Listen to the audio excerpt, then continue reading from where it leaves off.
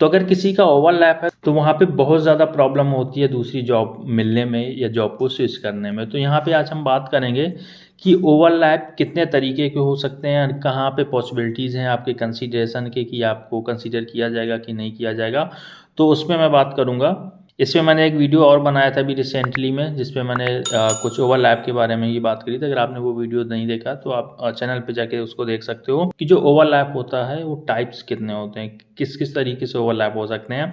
So basically जो mainly service overlap होते हैं वो आपके दो तरीके से होते हैं। दो तरीके से सर्विस ओवरलैप क्या होता है कि एक आपका ओवरलैपिंग वो होता है जो आपके सिर्फ एक्सपीरियंस लेटर में ओवरलैप होता है। मैं आपको थोड़ा सा डिस्क्राइब कर देता हूँ। एक्सपीरियंस ओवरलैप क्या है बेसिकली कि सपोज कोई एक XYZ कंपनी में वर्किंग है। सपोज मैं एक XYZ कंपनी में वर्किंग हूँ एंड यहाँ पे मेरा लास्ट वर्किंग डे 20 जनवरी था एंड इसके बाद मैंने जो नेक्स्ट कंपनी है वो मैंने ज्वाइन कर ली 18 जनवरी को। तो ये 2 दिन का ओवरलैप हो गया। अब ये एक्सपीरियंस ओवरलैप में इसलिए काउंट होगा कि मेरा इस कंपनी में पीएफ नहीं करता, या कोई भी एक XYZ कंपनी है जहाँ पे मेरा पीएफ नहीं करता है, बट एक्सपीरियंस लेटर में मेरा डेट ऑफ एग्जिट 20 तारीख को पड़ा हुआ है और मैंने दूसरी कंपनी 18 को ज्वाइन कर ली। तो वो बेसिकली कहते हैं कि लेटर में सर्विस ओवरलैप है, या एक्सपीरियंस लेटर या रिलीविंग लेटर में सर्विस ओवरलैप है। एंड जो दूसरा तरीका होता है या दूसरा जो वे है ओवरलैपिंग का, वो होता है आपके पीएफ में ओवरलैप। अब पीएफ में ओवरलैप बेसिकली क्या होता है कि मैंने इस पर और भी कई वीडियोस बनाए हैं। अगर इसके अलावा भी आप मेरे से कंसल्ट लेना चाहते हो तो स्क्रीन पे मेरा नंबर आ रहा होगा, आप मुझे व्हाट्सएप पे पिंग कर सकते हो। चार्जेबल कॉल होती है एज ए कंसल्टेंट। सो क्या होता है कि जो पीएफ में ओवरलैप होता है बेसिकली, तो उसमें क्या है कि जैसे 20 जनवरी को मैंने कोई कंपनी एग्जिट करी एंड इसके बाद मैंने 18 जनवरी को कोई दूसरी कंपनी ज्वाइन कर ली। सेम सिनेरियो लेते हैं कि मेरा इस कंपनी में लास्ट वर्किंग डे 20 जनवरी को होना था एंड मैंने दूसरी कंपनी 18 जनवरी को ज्वाइन कर लिया। तो ये 2 दिन का ओवरलैप हो गया।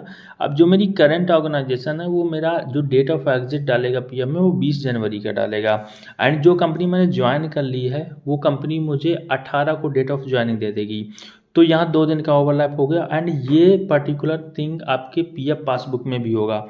नेक्स्ट कंपनी में 18 को ज्वाइनिंग हो जाएगी, 20 को करंट कंपनी में एग्जिट होगा, आपके पीएफ में पड़ा होगा। तो बेसिकली वो सर्विस ओवरलैप पीएफ में होता है। तो ये मेनली 2 तरीके से आपके सर्विस ओवरलैप होते हैं, एक एक्सपीरियंस में, एक पीएफ में। तो मैक श्योर अगर आपका पीएफ ओवरलैप है तो पहले उसको करेक्ट कराओ किसी भी एमएनसी कंपनी को ज्वाइन करने से पहले, क्योंकि 99% कंपनीज आपका सर्विस ओवरलैप कंसीडर नहीं करती हैं। 1% के केस में कंपनीज सर्विस ओवरलैप कंसीडर कर लेती हैं, वो भी जब आप एचआर के साथ एडवांस में डिस्कस करते हो, ऑफर लेटर लेने से पहले या कंपनी ज्वाइन करने से पहले उनको आप बताते हो कि मेरा पर्टिकुलर इस टाइम का सर्विस में ओवरलैप है, कि आपके यहाँ कंसीडर होगा कि नहीं होगा, या आप कंसीडर करोगे कि नहीं करोगे। तो ये चीज़ अगर आप पहले से बताते हो, फिर वो एचआर का पॉइंट होता है कि आपको कंसीडर करेंगे कि नहीं करेंगे। 99% कंपनीज जो एमएनसीज होती हैं या जो बिग 4 एमएनसीज होती हैं वो कंसीडर नहीं करते हैं। तो सबसे पहले अपना पीएफ करेक्ट कराओ। थोड़ा सा डिफिकल्ट होता है बट हाँ हो जाता है कई बार के केस में, डिक्लेरेशन वगैरह से या आपकी कंपनी से।